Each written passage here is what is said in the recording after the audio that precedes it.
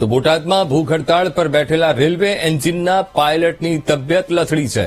હિતેન્દ્ર પંચાલ નામના લોકો પાયલટને સોનાવાલા સરકારી હોસ્પિટલમાં દાખલ કરાયો છે. તો 36 કલાકના અલ્ટિમેટમ સાથે રેલવે એન્જિનના પાયલટે ભૂખ હડતાળ કરી હતી અને સરકાર પાસે ડીએ એલાઉન્સ, કિલોમીટર એલાઉન્સમાં વધારો કરવાની માંગ કરી છે. તો રેસ્ટમાં વધારો, ઇન્ટર ડિવિઝન બદલી સહિત અનેક માંગનો સમાવેશ છે.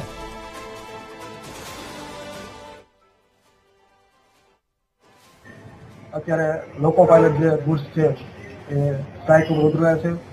તેમની અલગ અલગ ડિમાન્ડ હતી, એટલે કાલે સવારે 8 વાગ્યાથી ભૂખ્યા ને તરસ્યા આ રીતે આજે રાત્રે 8 વાગ્યા સુધી ભૂખ હડતાળ પર ઉતરેલા છે.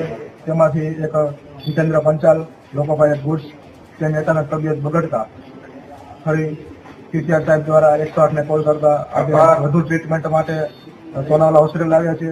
એ પહેલા પણ કાલે પણ રેલવે ડિપાર્ટમેન્ટ તરફથી રેલવેના ડોક્ટર વિઝિટ કરેલી, આજે પણ એમને વિઝિટ કરેલી. તેમને ટ્રીટમેન્ટમાં જણાવ્યું કે બીપી પ્રેશર થોડું વધારે છે, તો આને રિફર કરવામાં આવે સિવિલ હોસ્પિટલમાં. તો જીતેન્દ્રભાઈ પંચાલને અમે અહીંયા સોનાવાલા હોસ્પિટલ ખાતે બોટાદ ખાતે અત્યારે લઈને આવીએ છીએ 108 દ્વારા, અને અત્યારે એમની ટ્રીટમેન્ટ ચાલુ છે. રેલવે તરફથી હજી સુધી કોઈ પ્રતિસાદ નથી મળેલો કે કોઈ ઓફિસરે પણ રેલવે ડિપાર્ટમેન્ટ તરફથી કોઈ ઓફિસરે પણ લોકો પાછું જે હડતાલ ઉપર ઉતર્યા છે એનો કોઈ સંપર્ક નથી સાધેલો કોઈએ. તો એ તકે હું કહું છું કે રેલવેના ઓફિસર કોઈ સંપર્ક સાધે, વિવિધ પડતર માંગણીનો સંતોષવા પ્રયાસ કરે તો સારું રહેશે.